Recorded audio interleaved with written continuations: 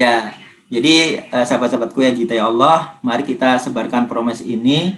Insya Allah apabila seluruh masyarakat Indonesia bisa memahami promes ini, maka COVID-19 akan berakhir. Demi Allah seperti itu. Maka tolong bantulah saya dengan nge-share aja kok. Cuma ngeklik doang. Di-share aja kemana-mana. Itu 10 jurus saya yang tanggung jawab. Lillahi ta'ala. Insya Allah.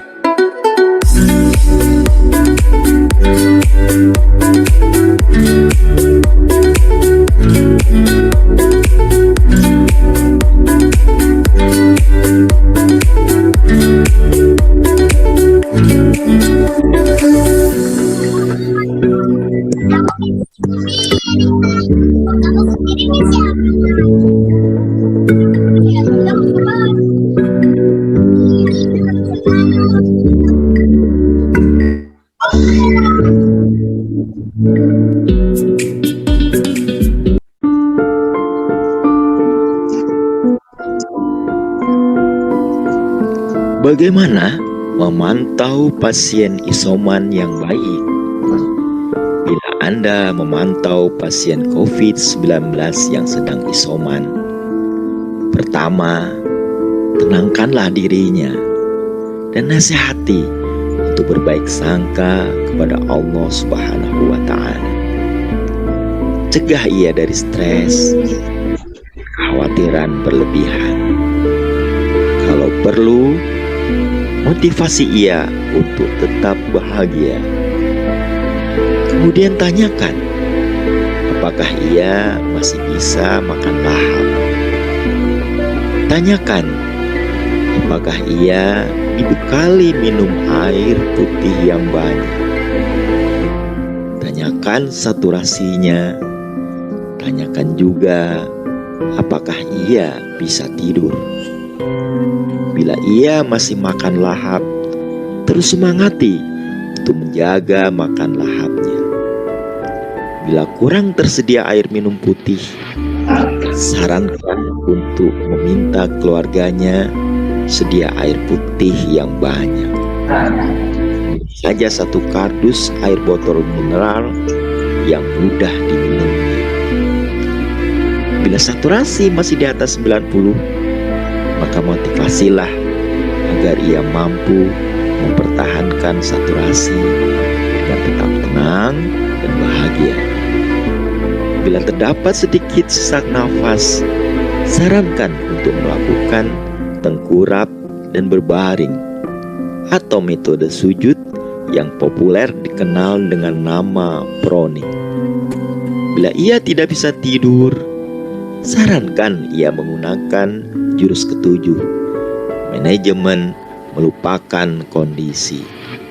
Melupakan kondisi dapat dilakukan dengan menyibukkan diri dengan hobi. Bisa membaca Al-Quran, berzikir, membaca, menulis, melukis, dan lain-lain. Beri semangat si pasien agar tetap mensyukuri tidurnya, meskipun hanya tidur 1 jam saja. Setelah itu, setiap paginya pantau saturasinya dan berapa lama tidurnya. Terus beri semangat si pasien untuk tetap mensyukuri tidurnya. Sesungguhnya, barang siapa bersyukur, niscaya ia akan tambah nikmatnya. Dengan mensyukuri tidur yang 1 jam saja, niscaya Hari-hari berikutnya akan bertambah jam tidurnya, hingga kemudian ia bisa tidur normal 4 hingga 5 jam dengan nikmat.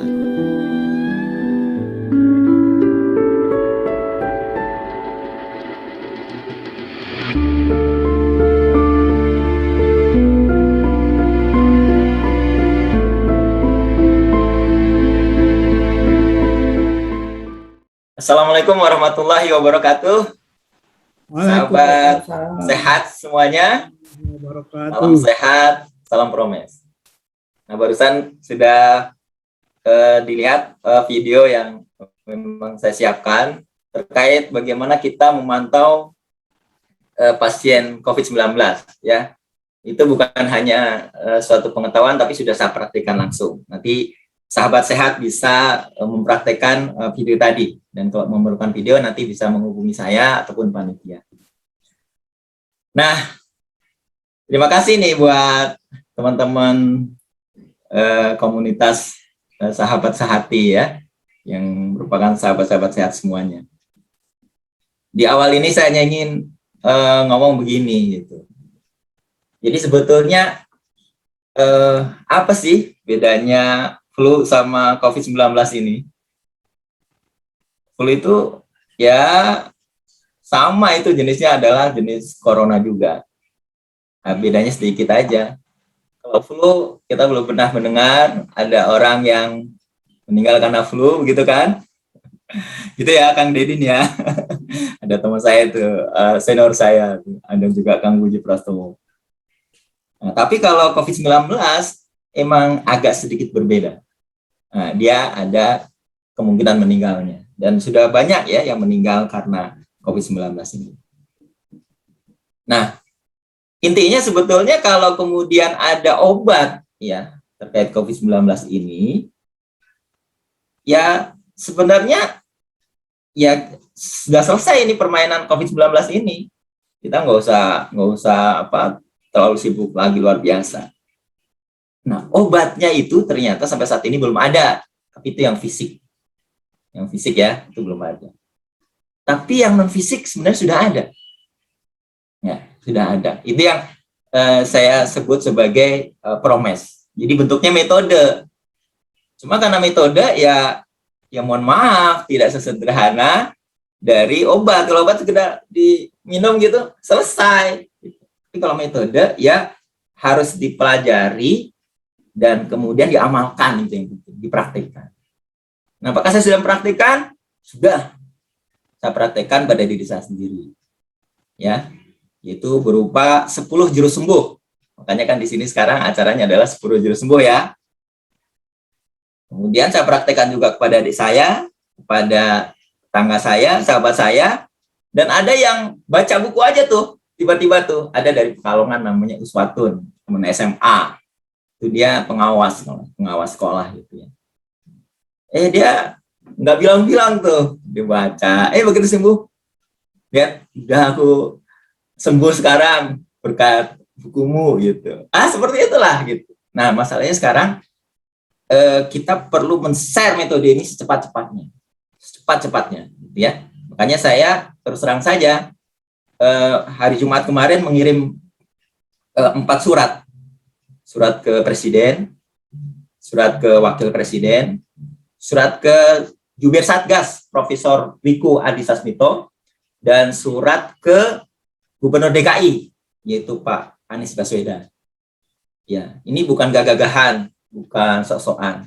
Ini adalah semangat untuk menyelamatkan saudara-saudara kita semuanya.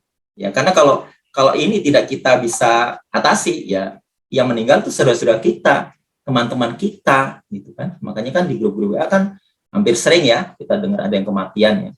Kemudian juga di speaker-speaker tuh jam 12 malam, ya kan.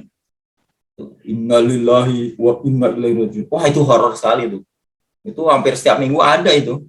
Ya, kalau di WA grup ya kadang sehari 3 kali gitu ya. Kayak obat aja udah itu. Nah, itu kita mau cegah ini semua. Karena kemungkinan besar kita tidak bisa menggantungkan dari hal yang lain. Mengapa? Karena misalnya vaksin tentu kita dukung. Ya, saya termasuk yang mendukung vaksin. Saya sudah vaksin 2 kali. Nah, tapi vaksin sampai dengan saat ini, kita mulai dari Januari sampai dengan saat ini, apa yang terjadi vaksin itu? Ya ternyata vaksin itu adalah baru 12%. Saya ngitung bener, saya kan akuntan gitu, jadi saya ngitung bener angkanya, dilihat 12,4%, ya sekitar segitulah kurang lebihnya. Masih jauh gitu untuk sampai 70%. Dan ingat, vaksin juga ada batas waktunya, 6 bulan paling lama. Nah, kalau sudah 6 bulan, expired.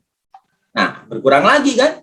Nah, makanya saya agak, ya mohon maaf, saya agak pesimis. Tetapi vaksin tetap penting dalam konteks mengurangi perburukan. Mungkin sebagai pembuka itu aja dulu ya. Nanti saya serahkan kepada Bu Rizka, ya. Tapi sebelumnya saya mau ngomong satu hal. Kenapa kemudian Promes yang menjadi pilihan untuk menjadi obat COVID-19? Saya punya tesis bahwa COVID-19 bukan hanya penyakit medis. COVID-19 adalah penyakit psikologis. Nah, nanti pengen tahu bagaimana, nanti sahabat-sahabat bisa bertanya kenapa saya bisa punya kesimpulan seperti itu dan sebagainya, ya kan? Nanti bisa bertanya, nanti yang bertanya akan dapat buku dari saya, buku, kelihatan nggak? Gelombang Cinta dan Nikmat Sang Penyintas COVID-19. Kalau ada yang masih udah punya, oh, Dad, aku udah punya ini. Ada lagi nanti, bisa novel Pusara Tauf Cinta, bisa novel yang sebelumnya, gitu kan? Atau sebentar lagi, kelihatannya saya mau menulis novel baru. Judulnya sudah ada di otak ini, cuma belum ditulis. Yaitu Gelombang Rahmat dan Berkah Sang Penyintas Badai COVID-19.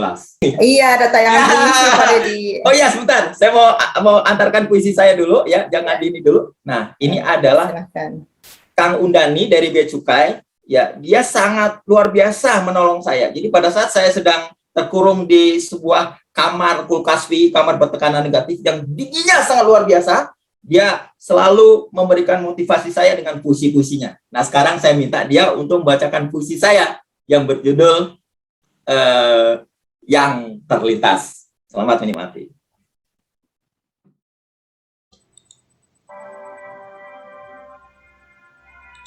Yang Terlintas, puisi karya Dedi Soeharto. Apa yang terlintas di saat pandemi masih melanda? Perasaan yang menyesakan dada. Korban-korban berguguran di mana-mana. COVID-19 masih merajalela. Bangsa ini harus bangkit kembali. Harus ada Promes. Protokol mentalitas sembuh. Sebagai senjata bila terpapar COVID-19. Nyawa-nyawa perlu diselamatkan. Agar umat tidak kehilangan ulama. Agar tidak semakin banyak janda ataupun para yatim piatu dadakan. Apa yang terlintas di saat pandemi masih melanda? Semangat untuk merdeka dari ancaman maut virus corona dan senjata protokol mentalitas sembuh. Merdeka! Merdeka.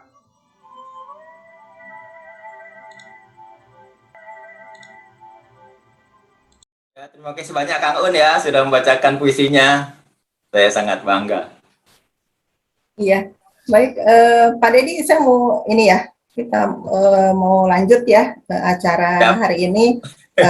Teman-teman semua, teman-teman sahabat sehat, teman-teman yang baik, semoga dalam keadaan sehat dan tetap semangat ya di hari ini. Acara kita hari ini mungkin agak sedikit berbeda dengan acara yang lain ya. Kita jadi di sini ngobrol santai bersama Pak Dedi Soeharto. Beliau sudah mengeluarkan sebuah buku ya, e-book ya Pak Dedi ya. Mungkin di sini juga ada. Oh, e-book ada ya, juga e-book. E-book yang itu yang 10 jurusnya itu ya. Ya. Khawatirnya di sini teman-teman ada yang belum tahu tuh gitu, yang 10 jurus tuh apa saja, misalnya kayak gitu ya. Nah, nanti mungkin sama Pak Dedi bisa dikupas tuntas ya Pak Dedi ya, semuanya.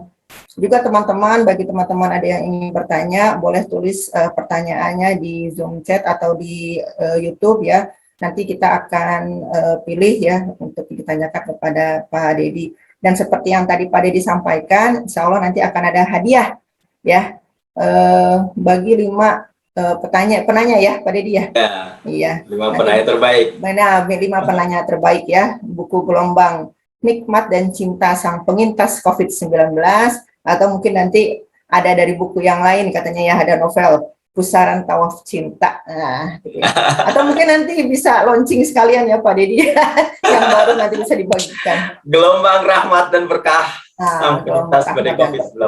Iya, baik ya teman-teman semuanya ya, seperti yang kita ketahui semua bahwa pandemi COVID-19 ini memang tidak hanya berpengaruh terhadap kesehatan fisik seseorang ya, tapi juga berpengaruh terhadap kesehatan mental. Bahkan tidak menutup kemungkinan kita ya yang penderita atau yang dinyatakan positif COVID-19 itu bisa semakin parah sakitnya karena pengaruh kesehatan mentalnya gitu ya. Seperti di sini Stephen Taylor ya dalam buku Psychology of Pandemic gitu ya, beliau menuturkan bahwa pola reaksi psikologis menghadapi pandemi itu cukup kompleks gitu ya bagi orang-orang. Karena memang ada orang yang tenang gitu ya ketika dinyatakan positif COVID, ada yang ketakutan, ada yang panik ya gitu, dan bahkan juga mungkin ada yang bingung ya ketika misalnya diminta untuk isoman 14 hari, ngapain aja gitu ya, mungkin seperti itu. Tapi di satu sisi yang lain, ini adalah sesuatu yang wajar ya ketika si penderita mengalami tekanan psikologis gitu. Tapi walau bagaimanapun juga pengaruh ya atau tekanan psikologis ini tetap harus kita bisa jalani dan kita bisa tangani dengan baik ya. Karena kalau tidak itu nanti bisa jadi berujung makin memburuknya ya kondisi si penderita. Gitu ya, Pak Dedi, bisa ya? Yap. Nah, di sini mungkin saya awal ya ingin bertanya kepada Pak Dedi nih. Apa yang menginspirasi Pak Dedi gitu ya untuk membuat 10 jurus COVID-19 ya yang dengan aura kebahagiaan ya, ada aura bahagianya nih soalnya gitu ya. Bagaimana menumbuhkan aura bahagia untuk menyembuhkan diri kan gitu ya. Nah, gimana coba Pak Dedi bisa cerita sedikit? Ya boleh Bu Rizka.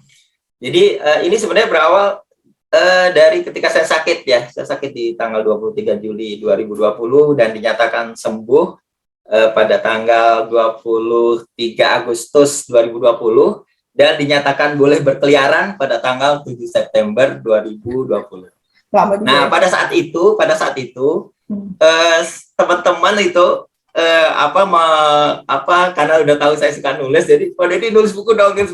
Nah, saya waktu itu kan sempat istilahnya gini, ya saya akan nulis buku kalau saya sembuh gitu. Kalau saya nggak sembuh ya gimana, apalagi meninggal ya, nggak bisa nulis, masa nulis di akhirat ya kan. Nah, akhirnya ternyata saya sembuh. Jadi akhirnya, nah pada saat saya sembuh itu pada tanggal 23 Agustus itu saya udah boleh keluar sama dokter, tapi dokter SPG Cisarua itu menurut saya usil. Dia bilang begini, Pak Dedi boleh keluar dari rumah sakit, tapi harus isoman 14 hari lagi. Coba bayangin. 14 hari lagi disuruh isoman. Dan Dedi Soeharto orangnya patuh. Siap, dokter. Yang penting saya keluar dari kamar kulkasmi. Ya kan? Nah, akhirnya saya 14 hari itu di rumah. Daripada nggak ngapa-ngapain. Akhirnya saya menulis novel. Dan ini adalah novel tercepat. Mungkin sedunia dan seakhirat ya. Ini bukan bermaksud sombong, tapi menyampaikan fakta saja. Ini adalah novel tercepat dalam hitungan 12 hari. Ya kalau ada yang lebih cepat lagi dari 12 hari, silahkanlah nanti. Mungkin saya nomor 2 nggak apa-apa. Jadi novel tercepat itu. Alhamdulillah itu luar biasa tuh. Itu termasuk bagian dari Gelombang Cinta dan Nikmat. Nah sebenarnya apa yang saya sampaikan yang sekarang kemudian menjadi 10 jurus itu ada di buku itu semua. Karena itu adalah rekaman. Kalau tadi kayak Kang Undani pernah saya satu frame sama dia dengan pada waktu itu bedah buku Gelombang Cinta itu ini merekam memoir itu rahasia-rahasia saya kenapa saya berhasil sembuh gitu ya, selain ya pasti karena takdir Allah gitu, itu pasti itu keimanan kita ke sana, tapi kan ada ikhtiar dan apa yang kita lakukan itu saya ceritakan semua. Cuma kelihatannya problemnya ya apa yang saya gambarkan di situ itu kayaknya kurang ketangkap gitu. Tetapi ada beberapa ini novel ini termasuk novel termahal saya. Biasanya kalau jualan novel itu 50.000. Itu Kang Dedin tuh kadang pernah beli saya itu ya cuma 50.000. Tapi khusus Gelombang Cinta ini karena saya merasa perlu segera balik modal gitu ya. Karena ini saya biaya sendiri. Itu saya jual 100.000. Itu banyak yang beli coba. Banyak yang beli itu. Alhamdulillah ya 500-an lebih lah. Ini kan saya ini sampai 1.000. Nah, yang lain saya bagi-bagi kalau ada acara-acara gitu. Nah di situ tuh. Nah, itu baca buku ini itu udah ada yang bilang, udah yang mengaku pada saya, Pak Dedi terima kasih bukunya. Itu termasuk membantu saya ketika menghadapi COVID-19. Itu sudah ada yang bisa. Tapi kan nggak semua orang ya baca novel terus paham apa message saya di situ gitu. Nah, akhirnya kemarin kan sempat melonjak lagi COVID-19. Nah, waktu itu saya berpikir, oh kayaknya buku saya harus lebih lebih didetailkan gitu. Didetailkan, akhirnya keluarlah buku 10 Jurus Sembuh. Nah, karena saya pinginin cepat gitu, nggak ada urusan sama kaitan sama buku 10 Jurus Sembuh ini, udah saya bikin PDF aja. Siapa yang mau, saya share. Wah, itu udah share kemana-mana itu. Dan diantaranya ada teman-teman yang pas lagi kena COVID-19. Dan itu rupanya mereka mempraktekkan. Dia bilang, Pak Dedi makasih, saya udah sembuh nih, saya udah baca buku 10 Jurus Sembuh gitu. Itu. Jadi sebenarnya ini semua berawal dari pengalaman pribadi, tapi sudah saya terapkan beberapa kali. Gitu. Itu Bu Rizka. Iya. Jadi menginspirasi ya buat orang-orang ya. Ya harusnya. Dan mereka juga pengen bisa menikmati nih ketika dinyatakan positif ya gitu. Oh iya saya kena, tapi bagaimana menjalaninya gitu ya. Mungkin dari buku-bukunya Pak Dedi itu ya yang akhirnya oh iya. Makanya kan judulnya adalah nih coba nih ini judul yang ini nih ya. Ini judulnya kan Gelombang Cinta dan Nikmat. Coba orang kena sakit. Nah saya mau bilang ya Bu Rizka ya. Ini Bu Rizka sebagai psikolog ya. Pada saya terkena COVID-19, saya nggak sombong-sombongan nih. Tapi saya mensugesti diri. Saya nulis sesuatu dan ada di novel itu. Ya, itu saya bilang gini, saya terkena COVID-19, maka akan saya hadapi ini dengan bahagia. Coba bayangin, ada orang sakit ngomong kayak gitu coba. Akhirnya saya benar dimasukin ke kulkas gitu. Kamu mau bahagia ya? Ayo nih masukin ke kulkas gitu. Wah, saya kedinginan itu.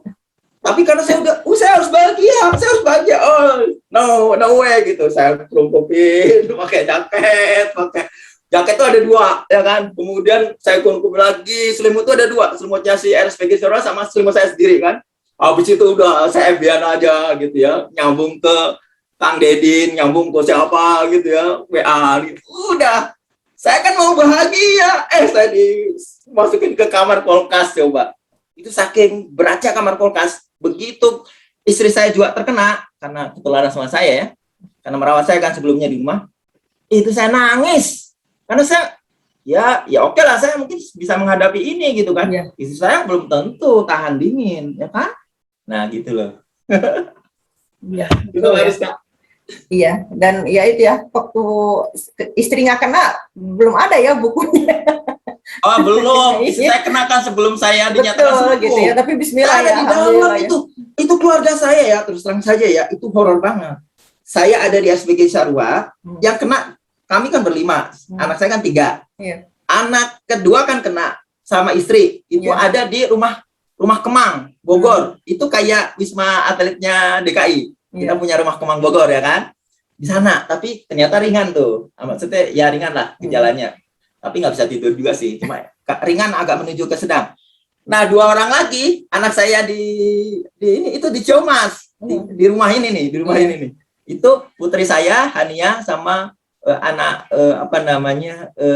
bungsu saya, yaitu Hayan Yusuf. Yang Ibrahimno itu yang nomor panengah itu di rumah Kemang.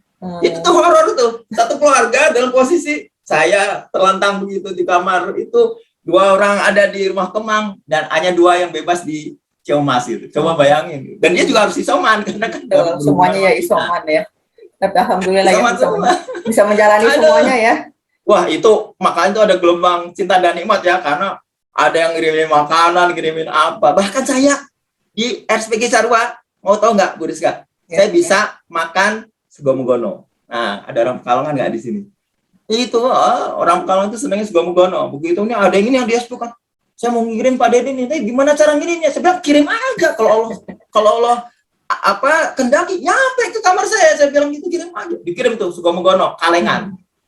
Kamu nyampainya mungkin 2-3 hari itu, nggak apa-apa. Waduh, saya di dalam kamar itu, waduh mau nangis tuh. Wah, saya bisa makan Sukomogono, cuma aduh. Enak banget pokoknya. Hanya itulah gelombang cinta dan nikmat. Coba bayangin. Kayaknya seru nih isi novelnya nih. Ya, Bu Rizka belum ya? Belum. Harus saya kirim. Tenang, kalau Bu Rizka nggak usah jawab-jawab pertanyaan. Oke, terima kasih. Jadi ini ya, Pak Deddy sekarang namanya Promes ya, protokol mental tersembuh. ya. Ini ada pertanyaan nih ya. Sebagai penyintas COVID dan pencetus Promes ya. Iya. Apa yang bisa disampaikan kepada masyarakat agar lebih care atau lebih peduli untuk mencegah terpaparnya COVID-19? Mangga Pak Deddy. Oh ya, itu makanya kalau kemudian mau mengikuti Promes, itu masuk ke nomor 1 saja, itu akan lebih clear. Promes itu yang pertama, itu dimulai dengan kenali COVID-19. Maka kalau kalian abai, itu kalian nggak tahu COVID-19. Gitu kan? Itu jurus pertama itu adalah kenali COVID-19. Kalian tahu COVID-19 yang berat, yang sedang, ataupun yang ringan. Tapi kalau kalian abai, saya punya cerita nih. Ya, ada sahabat saya kebetulan ya. Sahabat saya, itu nggak mau pakai masker. Saya kan orang beriman katanya kan gitu kan. Ini kan penyakit, kalau sama orang beriman kalah itu lewat itu. Nah itu berarti belum kenal dengan COVID-19. Pas ternyata kena dia. Kena. Dan saturasi sampai di angka 89 waktu itu. Saya datangin ke rumahnya, karena sahabat saya kan tetangga saya. Dan saya juga, ya meskipun dia awalnya tidak mau pakai masker, nggak apa-apa. Sahabat tetap saya tolongin. Saya datangin ke rumah. Saya nggak pakai APD, tapi saya pakai masker lapis 2. Saya datangin. Nanti malam ya, ingat nih kata saya. Kamu nggak bisa tidur. Nggak bisa tidur ya? Akhirnya juga dia udah lemes kondisinya kayak gini. Mungkin saturasi udah di angka 86 gitu. Gini. Nggak bisa tidur. Iya. Tapi jangan khawatir, saya bilang gitu. Saya ajarin Promes, jangan khawatir. Kamu kan suka baca Quran kan? Suka berzikir kan? Gitu. Jadi gimana? Ya udah baca Quran, semua zikir aja. Nggak bisa tidur. Iya. Nggak usah dipikirin tidurnya. Gitu. Makanya saya termasuk nggak setuju dengan yang ada di podcastnya Deddy Corbuzier. Saya berani itu berdebat soal ini. Saya katakan begini ya, ini supaya kita kenal ya. Kalau yang ringan, Anda nggak terkena masalah nggak bisa tidur, maka tidurlah. Itu selesai nih COVID-19. Selesai, nggak usah dibikin susah. Tapi kalau kalian sedang dan berat, kalian nggak bisa tidur terus disuruh tidur, stres kalian. Dan kalau stres, kalian akan turun karena ini COVID-19 ini adalah penyakit psikologis. Ini saya berani mempertahankan pendapat saya di hadapan Allah Subhanahu Wa Taala. Kalian akan dibuat sama COVID-19 ini sampai kalian begitu. Apa kata tetangga saya tadi? Gimana semalam? Saya tanya gitu. Dia bilang, kayak sakaratul maut, Mas. Ini ada WA-nya di sini. Kalau ada yang nggak percaya sama saya. Kayak sakaratul maut. Itu baru saturasi 86. Gimana kalian menghadapi dengan saturasi 55 kayak saya? Saya itu pernah terkena, kayak dinginnya mayat, sedingin es. Itu sebelum dimasukin ke kamar kulkas ya. Itu saya udah ngerasain kayak dinginnya mayat gitu. Terus sampai kaget luar biasa, saya panik. Saya itu jarang panik, tapi panik juga. Mas, jeng, waktu itu saya masih di rumah. Jeng, ini beneran dingin semua. Bener, langsung wah, gitu. Iya Mas. Untungnya istri saya itu luar biasa ya, soleha banget. Bikinin, terus kalau minum mas, panas kan, minum, terus dikasih minyak kayu putih gitu. Alhamdulillah itu nggak berlangsung lama. Kalau misalnya lama, selesai saya hari itu belum dibawa ke rumah sakit itu. Wah itu rasanya, waduh.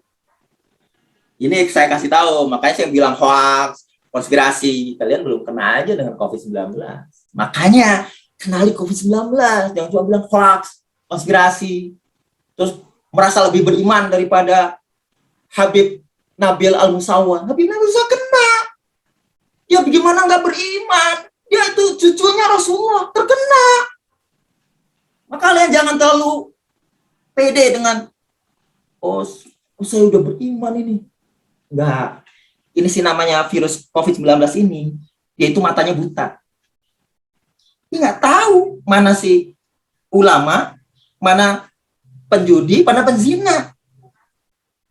Kalau dia nempel, ya udah dia kerja. Itu si virus ini, dia matanya buta dia. Itu ya. Sorry, saya kadang agak berapi-api gitu. Iya, iya. Jadi yang pertama ya tadi bagaimana Kenali. supaya bisa itu sosialisasi kepada masyarakat, kenali Nah. COVID-19 itu jurus pertama ya, Ya. kalau nggak salah ya. Saya mau ngomong gini. Ya. Yang saya agak ini sama masyarakat tuh gini. Masyarakat itu dia nggak mau belajar tentang COVID-19.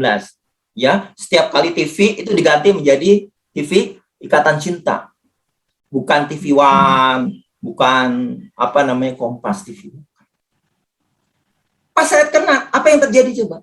Mereka ketakutan deket-deket sama saya gitu. Tapi mereka nggak pakai masker.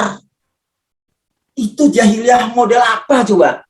Sedih saya, makanya kemarin Kiai Dasar bilang, ciri khas jahiliyah itu satu, kepala batu, nggak mau ngebuka diri, nggak mau ngebuka wawasan. Saya terus terang saja ya, mungkin saya diselamatkan Allah. Kenapa? Hampir setiap hari-hari sejak COVID-19 dimulai, saya selalu membaca berita mengenai COVID-19. Saya selalu ikutin apa yang ada dari Satgas COVID-19. Saya ikutin dari ini ada berapa ini gitu, nambahnya berapa namanya. Itu saya ikutin setiap hari. Itu Allah tuh suka. Ini orang ini belajar banget, ini kenal banget sama COVID-19. Udah ya, saya selamatin aja, mungkin begitu kata Allah. Jadi sekali lagi kenali COVID-19 itu tuh baru jurus pertama, itu luar biasa. Ini kalau jurus pertama nggak dikuasai, sorry aja ya, berat. Ya mungkin bisa sembuh tapi berat ya. Itu Mbak Ariska. Iya, betul. Kenali dulu ya, ringan, berat, ya, sedang, gitu ya. Gitu. Bagaimana mengantisipasi semuanya, gitu ya. Ya, jangan bikin statement tidur aja, nggak ngerasain, nggak pernah ngalamin. Sorry aja ya. Saya berani berdebat ini soal ini. Menurut saya itu hoax. Kalau itu dianggap semuanya. Kalian harus bedakan COVID minimal ya, yang berat sama yang non berat, yang ringan. Yang ringan boleh lah, tidur aja. Oke, tapi jangan semuanya disuruh tidur. Itu akan berhadapan dengan saya. Benar. Terus saya ini. Itu ya Mbak Rizka. Iya, betul ya. Jadi yang pertama kenali COVID-19. Jurus keduanya kan ada tenang dan berbaik sangka ya.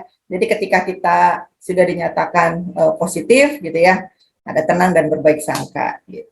Ini Pak Dedi ada lagi nih pertanyaan ya dari Pak Agus Sudrajat. Jika peran kita adalah sebagai gugus tugas, bagaimana cara terbaik memberikan arahan dan motivasi bagi pasien isoman agar tidak terjadi kepanikan? Nah, itu dia. Saya pernah diminta kayak gitu juga. Saya bilang, jangan saya. Siapa yang bisa memotivasi orang? Yang pertama, itu adalah diri sendiri. Nah, problemnya, dia orangnya nggak motivasian gitu. Ya, kalau kayak gitu, yang kedua dekatin dengan keluarga atau sahabatnya. Jarang kita bisa dimotivasi sama orang jauh gitu, meskipun sekelas Mario Teguh gitu ya, Tung Desem Waringin gitu ya, sekelas-kelas itu, atau siapa lagi itu yang ahli-ahli motivator itu ya. Susah. Maka harus ada dideketin sama keluarga. Nah, saya nanti akan bikin semacam gerakan sosial promes ya. Ini rencana saya, mungkin nanti saya launching ya.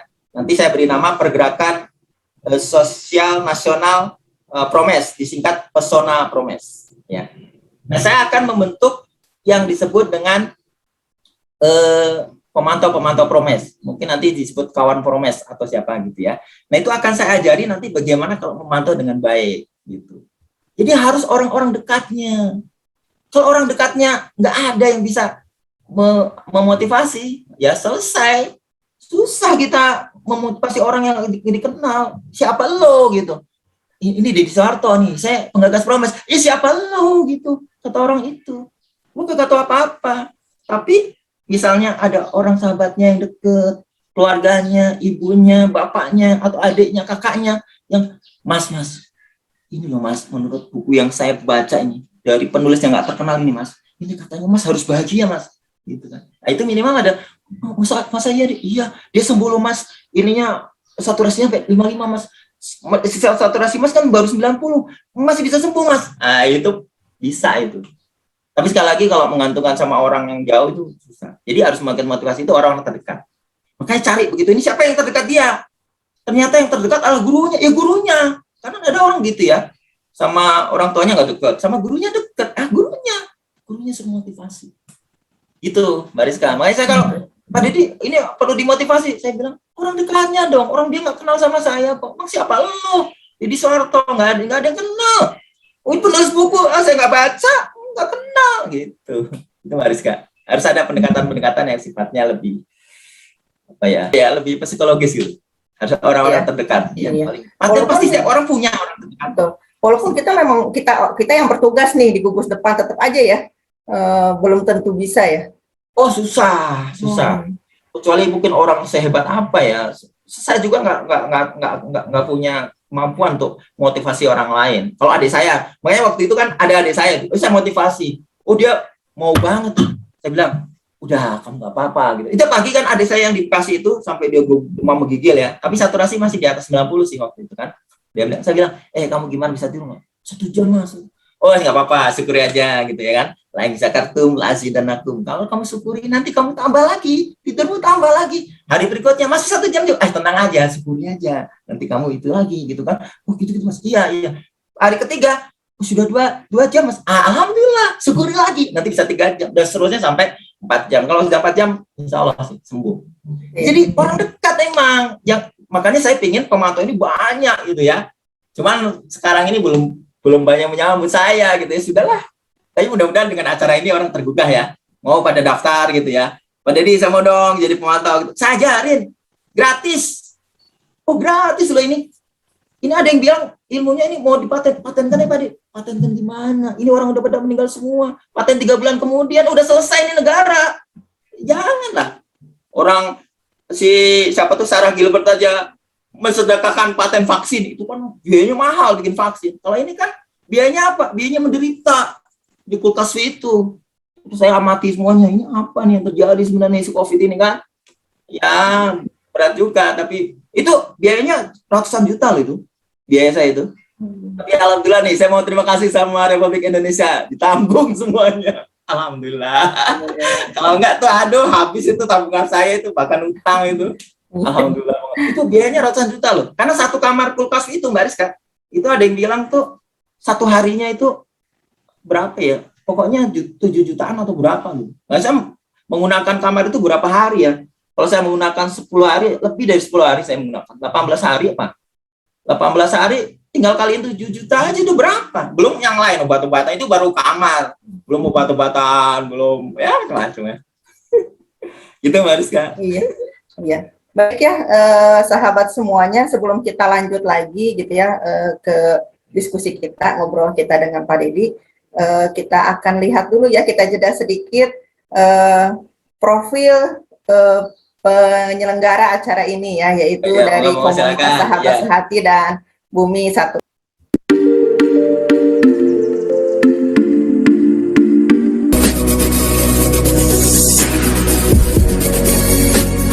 Terima kasih banyak kepada tim Bumi Satu Langit dan komunitas Sahabat Sehati. Teman-teman semua gitu ya, mungkin ada yang belum mengetahui tentang e-book 10 jurus sembuh COVID-19 dengan bahagia gitu ya. Nanti mungkin Pak Deddy juga bisa share ya Pak Deddy ya. Bisa kita bagi-bagi sama-sama ya. Itu ada 10 jurus ya. 10 jurus. Yang pertama adalah kenali COVID-19. Jurus pertama. Jurus keduanya adalah tenang dan berbaik sangka. Jurus ketiganya doa yang khusyuk. Yang keempatnya bahagia. Yang kelimanya hati yang bersyukur. Yang keenamnya hobi, ya. Jurus ketujuhnya manajemen melupakan kondisi. Yang jurus ke-8 adalah minum air putih yang banyak. Ya. Jurus ke-9 makan lahap, asupan, vitamin dan madu.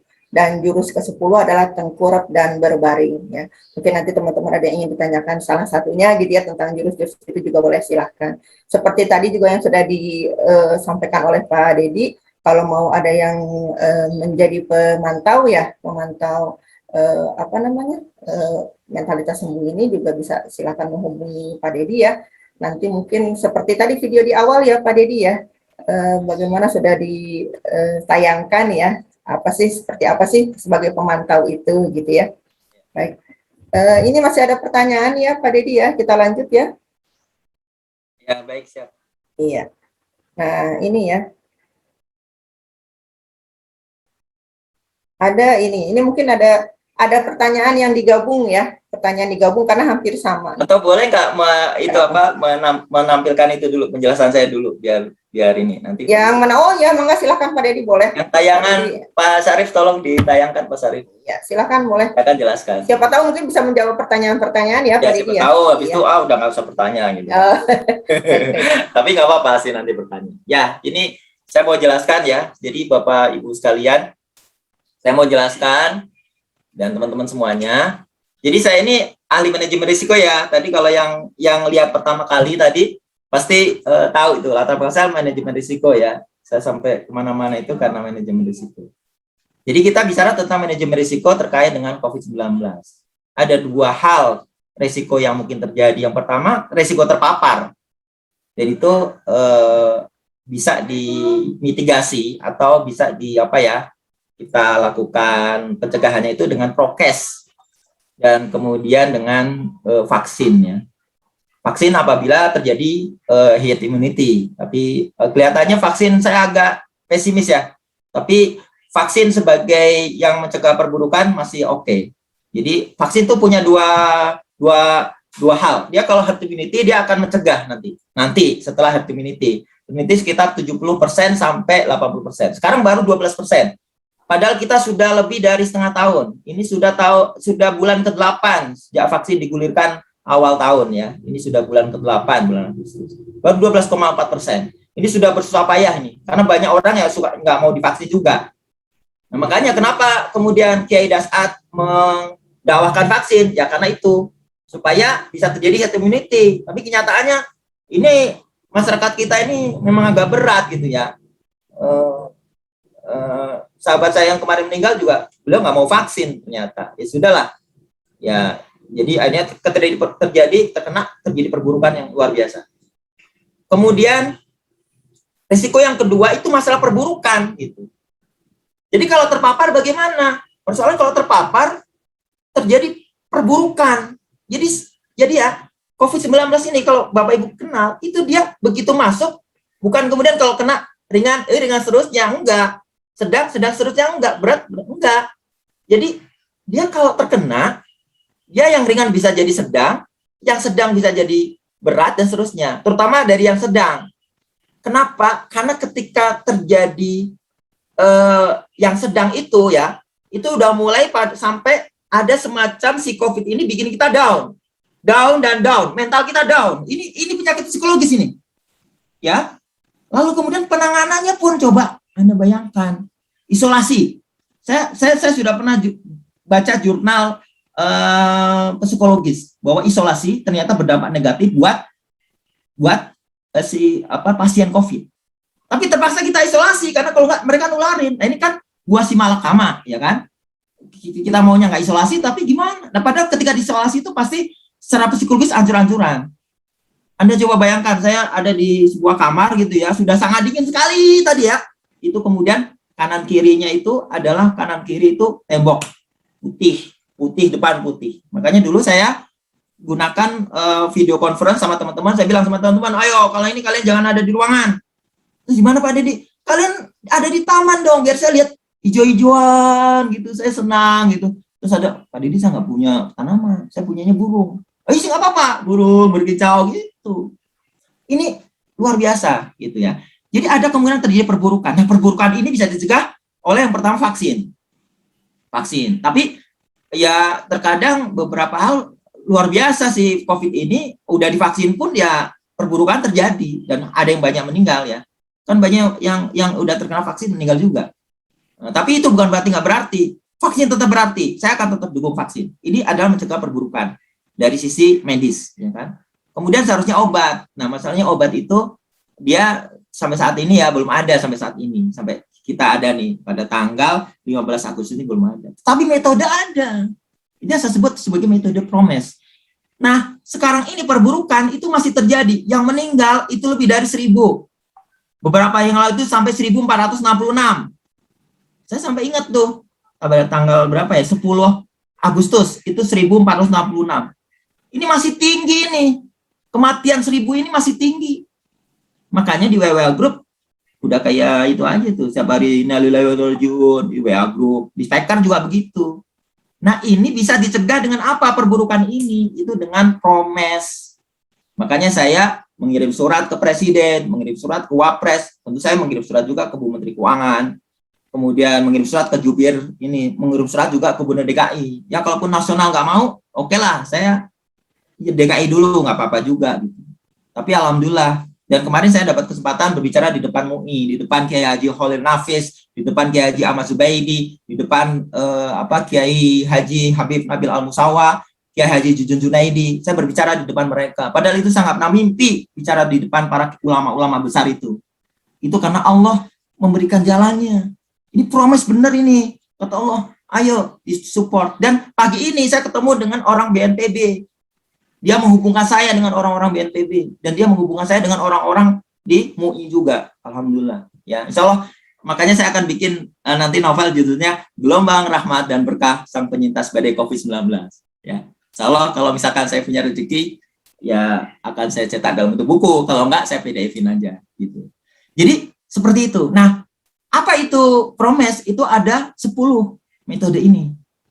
Itu ada di buku saya yang Gelombang Cinta ini sebenarnya, cuman dia tidak beraturan. Intinya kan novel ya, jadi nyeritain aja. Yang pertama itu adalah kenali COVID-19, tadi udah saya jelasin. Yang kedua, tenang dan berbaik sangka. Tadi pertanyaan, gimana kita supaya bisa tenang dan berbaik sangka gitu ya. Ya kalau kitanya kenal dengan COVID-19, maka kita lebih tenang. Karena pengetahuan itu adalah yang membuat kita jadi tenang. Oh, ini sakitnya cuma ringan. Kita jadi tenang. Ketidaktahuan tuh bikin kita stres. Aduh, kita kena COVID-19 gimana? Oh, padahal OTG. Ringan. Ngapain juga stres. Nah, kalaupun sedangnya sampai seberapa, Mak? Ini. Kalaupun beratnya seberapa jauh. Gitu. Maka kenali COVID-19 ini menjadi jurus pertama. Ini jurus kunci. Kalau ini nggak dikuasai, wah udah. Jurus yang lainnya akan berantakan gitu. Jadi ini saya sekalian jawab. Jadi tenang dan berbaik sangka itu. Kemudian yang kedua itu berbaik sangka. Bahwa Allah itu, kenapa kita yang kena? Kenapa bukan si A itu yang bandel gitu? Kan saya orang yang paling prokes di masjid saya. Di masjid saya itu yang prokes pada saat itu. Sekarang udah banyak. Karena udah pada ngeri. Dulu itu yang prokes itu cuma 4 orang. Itu termasuk saya. Jadi yang lain cuma 3. Padahal itu jamaah ada sekitar 15-20-an lah. Kalau sholat asar, sholat maghrib gitu. Sholat maghrib malah banyak. Lebih lah dari 15. Mungkin ada sekitar 30-an gitu. Itu yang prokes cuma 4 orang. Bayangin itu. Nah, ya kan? Nah, jadi kita menjadi bisa tenang. Kita bisa berbaik sangka. Kenapa? Oh, ya Allah yang takdirkan kita. Kemudian jangan ada yang bilang gini loh. Bukan yang kena yang justru yang pakai itu kan, pakai apa? Masker kan, yang nggak pakai masker kan. Oh, jangan begitu. Itu yang nggak pakai masker juga kena pada saat itu. Allah juga adil. Dikenain juga semuanya karena si virus ini matanya buta. Jadi dia pakai masker, kalau memang lengah kena juga gitu kan. Lengahnya kenapa? Ya saya bergaul dengan orang nggak pakai masker. Makanya salah satunya kalau bisa jangan bergaul dengan orang nggak pakai masker gitu ya. Tapi susah juga kadang di masyarakat. Terlalu banyak yang nggak mau pakai masker, kita bingung. Padahal kita perlu beli makanan, perlu beli apa kan sama mereka juga. Nah itu kesempatan kita terkena itu besar meskipun pakai masker. Sekarang saya pakai masker selalu double 2 sekarang. Ya, saya nggak bisa tunjukin. Saya biasa double 2. Yang dalam medis, yang luar adalah kain. Ya sekarang lebih berat lagi gitu lihatnya. Kemudian habis itu kalau kita sudah tenang dan bersangka, doa kita juga khusyuk itu. Doa ya Allah, selamatkanlah saya dari punya COVID-19 itu. Wah itu doa itu bisa khusyuk. Tapi kalau nggak tenang dan nggak berbaik sangka, jangankan doa yang khusyuk, lupa doa itu, ya kan? Nah, setelah kemudian kita doa dan khusyuk, Allah tuh datangkan kebahagiaan tuh ke kita tuh. Bahagia tuh. Wah, ini dia. Minimal itu Allah ijabah itu pertama kali bahagia dulu. Saya bahagiakan Pak Deddy Soeharto. Saya benar-benar dibahagiakan sama Allah di rumah sakit RSPK Cisarua. Jadi saya itu khawatir di rumah sakit itu satu, makanannya nggak enak. Ada yang pernah di rumah sakit bilang, makanannya enak gitu kan? Nggak enak. Saya kan di 2 rumah sakit Bu Rizka. RS Melania Bogor. Itu makanan nggak enak. Saya sampai dimarahin sama perawat. Pak Dedi, ini kenapa nggak dimakan ini? Saya makan 7 suap sama 5 suap, gak enak makanannya. Dia bilang gitu. Buat apa? Buat ini, tolong kembali lagi situ nggak apa-apa. Pak Dedi, Gitu kan? Ya. ya, waktunya. Oh, waktunya ya. Nah, dan saya lanjutkan lagi ya. Kemudian bahagia, ya kan? Nah, bahagia ini berasal dari mana? Jadi, saya mau cerita dulu. Tadi yang membuat saya dibahagiakan Allah itu. Tiba-tiba SPG Allah itu, makanannya enak. Makanannya enak. Itu begitu pertama kali saya makan itu, kok enak banget ini makanan ini. Saya hampir mau nangis itu, belum nangis. Gitu kan. Tapi saya bilang, di PHP ini. Nanti siang makanan nggak enak nih. Begitu siang, enak juga. Itu hari kedua saya nangis itu. Kok enak banget ya makanannya, ya Allah, ini enak banget ini, aduh, aku bakal sembuh ini, gitu. Wah, aku nangis itu, jarang-jarang aku nangis karena makanan, meskipun aku suka makan garang asem, tautos, gono-gono, Pekalongan gitu, yang enak-enak itu. Saya nggak pernah nangis, ini saya nangis Bu, itu kebahagiaan diberikan sama Allah, ini orang itu. Habis itu, kenapa kita bisa, hati saya bersyukur, itu saya doain pada waktu makan, ya Allah, ini yang masak ini, ya Allah, ini tolong diberi kesehatan, supaya dia itu bisa makan masak-masaknya enak terus begini gitu. Saya doain itu si juru masak itu, dan saya tulis itu di Facebook. Wah, geger itu seluruh SPG Sirawa tuh.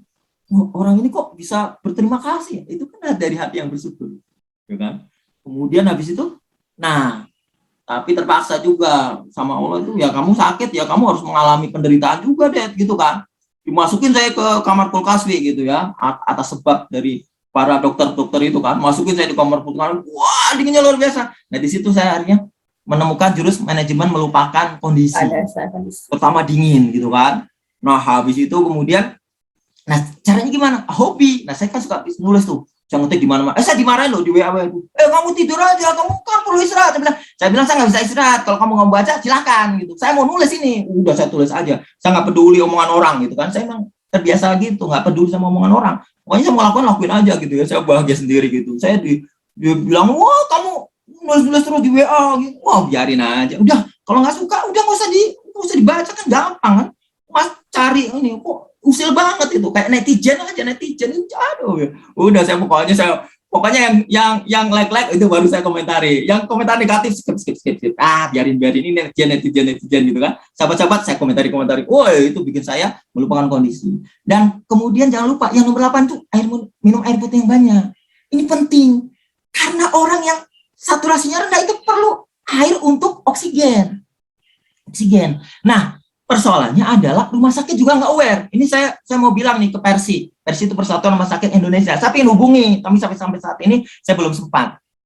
Tolong itu si pasien itu dibilangin keluarganya, ini disediain minum air putih yang banyak.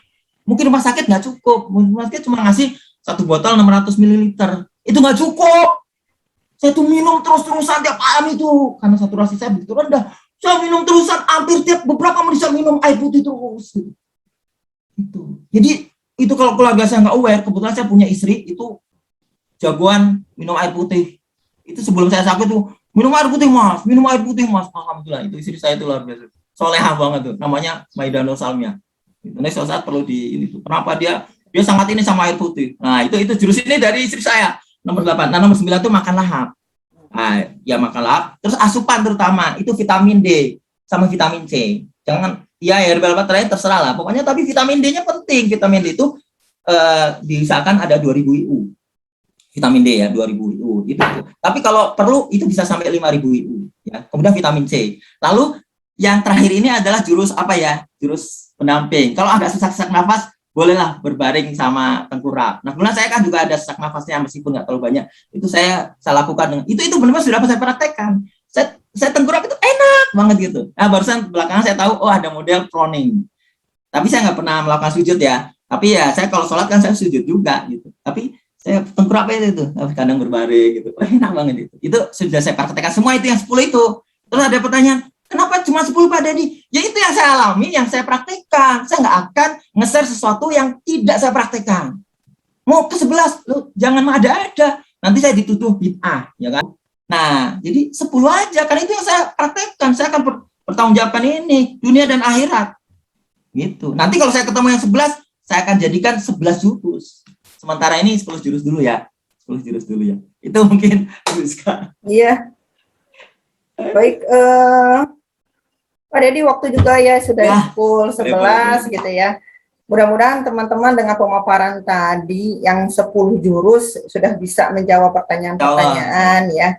Bismillah gitu. Memang tidak mudah. Meskipun Ya. sulit tetapi tidak mudah. Ya. Ya, tapi Bismillah ya kita bisa menjalani. Dan memang yang pertama itu ketika kita dinyatakan positif COVID ya kita harus tenang ya, kita kenal, terus kita juga tenang gitu ya, dan belajar untuk bisa menerima gitu. Karena kadang-kadang ada beberapa orang yang nggak bisa menerima gitu ya bahwa dia terkena gitu ya. Tapi kita belajar untuk menerima, dan mungkin tadi ya kita mencoba untuk melupakan kondisi gitu ya. Kita melakukan aktivitas positif yang bisa membuat diri kita nyaman ya ketika kita menjalani itu. Gitu ya mungkin ya Pak Didi ya. Boleh jawab sedikit Bu? Ini ada pertanyaannya menurut saya sedikit aja. Itu ada pertanyaan, apakah kondisi drop itu nggak bisa makan tuh karena psikis juga? Kalau menurut saya sih bukan hanya karena psikis, memang nggak mau makan tuh karena di perut kita tuh ada rasa nggak enak gitu.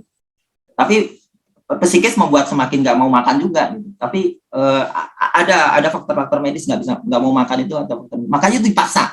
Makanya kalau menurut saya itu pakai jus kurma, gitu ya, Bapak Ibu. Jadi bisa jadi ada dua ya, ada memang mungkin karena psikis atau mungkin Ya, karena memang kondisi ada non-psikis badan juga, gitu ya yang membuat kondisinya seperti itu. Tapi gitu ya. gara-gara nggak bisa makan tuh bikin stres, nah itu psikis. Ya. Nah, baik ya teman-teman, itu e-book 10 jurus sembuh COVID-19 sudah di-share ya, ada di room chat gitu ya, nanti kalau teman-teman bisa download di situ. Juga nomor handphonenya Pak Dedi juga sudah di-share ya tadi ya. Ya. Sudah ada ya, jadi kalau pemantau misalnya, ya. betul, kalau ada hal-hal yang bantuin lain, rakyat Indonesia silakan. Betul, ada hal-hal yang lain ingin disampaikan kepada Pak Dedi, maka silakan boleh langsung menghubungi beliau. Termasuk juga mungkin ini ya, sebentar, yang buku ya, nanti mungkin buku, ya, pemenangnya siapa tuh? Nanti saya kirim itu. Ya, nanti mungkin panitia ya. Cinta dan Nikmat, yang penyintas COVID-19. Iya. Ya. Ini buku termahal saya ini, 100.000 nih. Sudah termasuk ongkos kirim. Iya. Sebelum dapat datanya nanti mungkin diberikan kepada nanti mungkin akan di chat atau di email ke yang bersangkutan ya, Pak Didi ya. Ya. Mengingat ini waktunya sudah. Baik ya teman-teman semuanya, alhamdulillah bincang seru kita ya, bincang santai kita hari ini sudah selesai ya. Insya Allah mungkin banyak hal baru ya, pastinya banyak hal baru yang kita dapatkan di sini, dan insya Allah pasti banyak bermanfaat buat kita gitu ya. Walaupun memang yang tadi ya, yang tidak mudah tapi bukan berarti tidak bisa gitu ya. Closing statement dari saya adalah bahwa dalam hidup ini akan selalu ada awal dan akhir ya. Jadi pandemi ini insya Allah akan ada saatnya berakhir ya. Nah, pandemi ini juga dialami oleh semua orang di belahan dunia manapun ya, tidak terkecuali. Jadi we are not the only one ya, we are not the only one to be strong ya. Jadi kita semua mengalami itu. Dan pandemi ini adalah kenyataan untuk kita semua dan tidak bisa kita ubah. Ya, pilihannya adalah menghindar atau hadapi. Jadi ya kita hadapi gitu ya, dengan menang gitu ya, dengan bahagia.